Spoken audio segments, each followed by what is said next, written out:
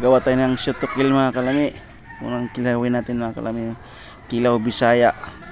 Napakalami yan mga kalami. Sahog pa lang, ulam na mga kalami. Fresh na fresh ang ating tuna. Mikos-mikos na yan mga kalami. Ito na po yung ating inihaw na tulingan, inihaw na talong. Usawan pa lang, ulam na. Ito ang favorite natin, tinula, tinulang ulo, panga ng isda. Isda natin mga fresh na fresh mga kalami. Fresh pa sa inyong mukha mga kalami.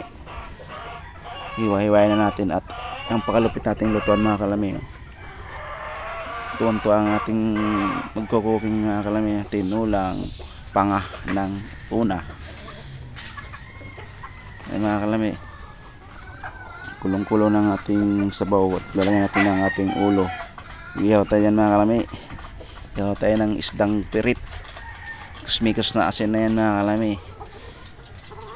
Matik na yan, ihaw na yan mga kalami. Yan ang bagay mga kalami. Nice na nice.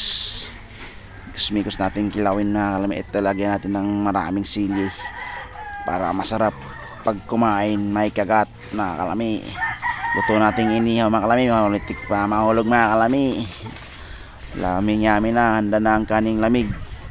At kuha natin ng dahon at prepare nating pagkain. Napaka-fresh ng pipino mga kalami. Sarap ihalo sa ating kinilaw na tuna. And pahinintay nyo mga kalami, atak na. Mikos-mikos na yan. At ito na po ang ating inihaw, talong. Favorite ng Pinoy, inihaw na talong.